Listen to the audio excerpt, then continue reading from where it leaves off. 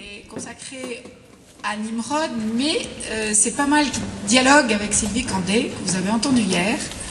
Voilà, on va leur laisser la parole.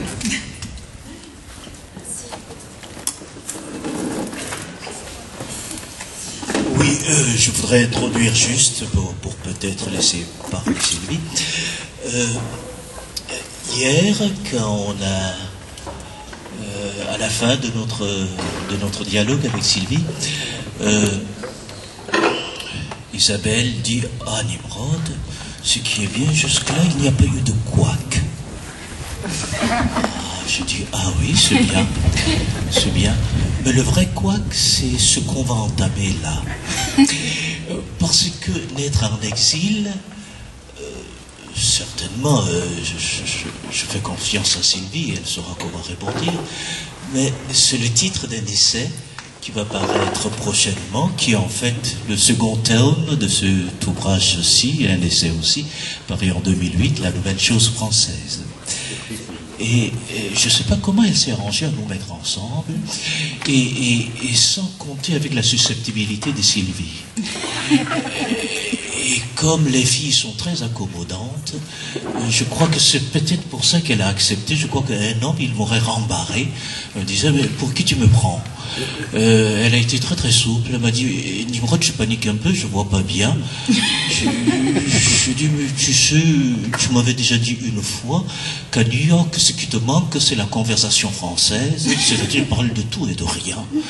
Alors, c'est ce qu'on va essayer de faire. Bonjour à tous. D'abord, la première question que je me pose quand j'entends ce titre « Naître en exil », c'est la définition du terme exil. Autour de la définition du terme exil. Qu'est-ce que c'est que l'exil?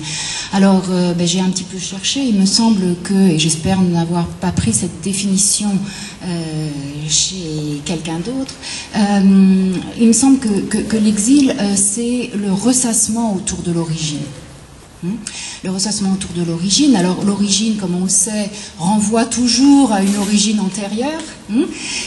Et par ailleurs, cette notion de ressassement, la pensée du ressassement, a été bien explorée par Édouard Glissant, poète et théoricien de la poétique de la relation. Et le ressassement, ce n'est pas la répétition. Le ressassement, c'est la répétition avec un changement qui se produit, avec un glissement qui se produit à chaque fois que le terme se répète.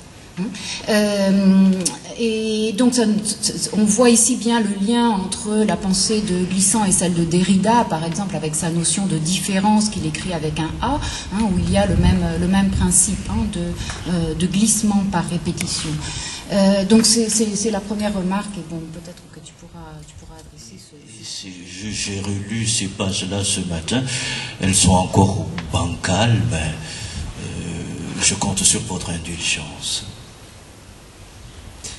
À mon arrivée à Amiens, durant un mois, le lieu que je tolérais à peu près pour déjeuner et dîner fut le restaurant de la gare. Le jour où je me présentais, le patron vint vers moi pour me congédier bien fait, vite fait. Avec un sourire amusé, il me demanda avec la conviction de celui qui renseigne un égaré, « Que désirent messieurs ?» « Déjeuner. »« Oh, très bien, très bien. » Du feu lui monta aux joues. En grand professionnel, il se hâta de m'installer derrière un paravent plus ou moins japonais, ce qui me convenait parfaitement.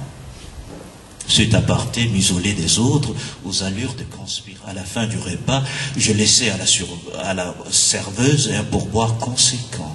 Elle en fut d'autant plus bouleversée que j'étais à peu près l'un des rares clients à agir ainsi.